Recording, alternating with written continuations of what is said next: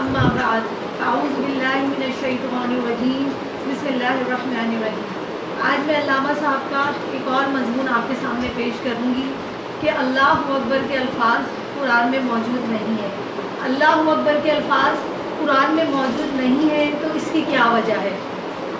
कुरान करीम हम लोग अमूमन सभी लोग डेली पढ़ते हैं और अल्लाहु अकबर भी ऐसा कलमा है जो हम लोगों की ज़बानों पे हर वक्त जारी रहता है, लेकिन हम लोगों ने कभी ये तहकीक नहीं की कि अल्लाहु अकबर के अल्फाज कुरान में मौजूद नहीं है।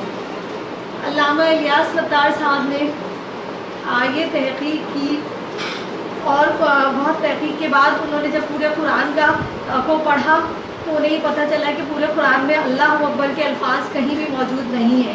अल्लाहु अकबर वो कलमा है जो हमारी ज़िंदगियों में बहुत ज़्यादा अहमियत रखता है।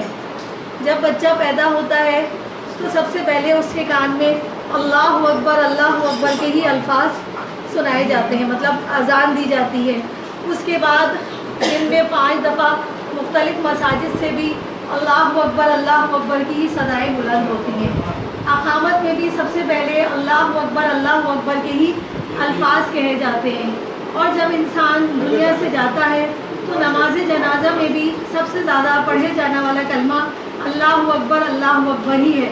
लेकिन हम लोगों को ये बात मालूम नहीं थी कि ये कलमा कुरान में मौजूद नहीं है। अल्लामा इलियास सत्तार साहब ने तहकीक करके हमें ये बताया कि कबीर के मायने जो बहैसियत खुद बड़ा हो और अकबर के मायने हैं जो निस्बतन या मुकाबलतन बड़ा हो। मतलब 2 दिन का बच्चा 1 दिन के मुकाबले में बड़ा होगा, यानी कि अकबर होगा। अल्लाह ताला ने कुरान में कबीर के अल्फाज तो इस्तेमाल किए हैं, लेकिन अल्लाहु अकबर पूरे कुरान में कहीं भी नहीं है।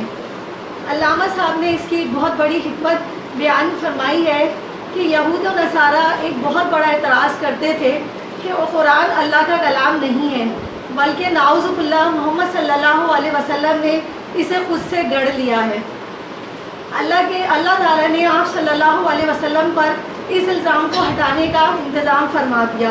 अगर ये कुरान अल्लाह के अलावा किसी और की तरफ से होता तो इसमें बहुत इख्तिलाफ होता। अल्लामा साहब ने काफ़ी तहकीक के बाद ये नतीजा अख़ज़ किया कि कुरान में लफ्ज़ अल्लाहु अकबर का ना होना और हदीस में होना इस बात का सबूत है कि कुरान और हदीस 2 अलग अलग कलाम हैं और इनके तर्ज़ कलाम और असलूब में भी फ़र्क है। मोहम्मद अपनी मर्ज़ी से कुछ नहीं कहते थे, बल्कि कुरान का हर लफ्ज़ अल्लाह ही की तरफ से उतारा हुआ है। माज़ अल्लाह अगर कुरान को रसूल अल्लाह ने की तरफ से होता तो इसमें लफ्ज़ अल्लाहु अकबर कहीं ना कहीं ज़रूर होता। अल्लाह ताला ने अल्लाहु अकबर का लफ्ज़ इस्तेमाल नहीं किया क्योंकि अल्लाह के मुकाबले में तो कोई भी बड़ा नहीं है। कोई ऐसा रब नहीं है जो अल्लाह के मुकाबले पे हो या अल्लाह से बड़ा हो या अल्लाह से छोटा हो। तो अल्लाह एक है, इल्लाह एक है, इसीलिए अल्लाहु अकबर भी सिर्फ एक ही है। कुरान का अंदाज़ अलग है और हदीस का अंदाज़ अलग है। कुरान में लफ्ज़ अल्लाहु अकबर ना होने के बावजूद ये हमारी ज़िंदगियों में इस कदर राइज है कि हर वक्त हमारे ज़बान पे जारी रहता है। अल्लामा साहब का ये मज़मून मुनकरीन हदीस के लिए एक मुँह तोड़ जवाब है। व आखिरु दावाना अनिल हम्दुलिल्लाहि रब्बिल आलमीन।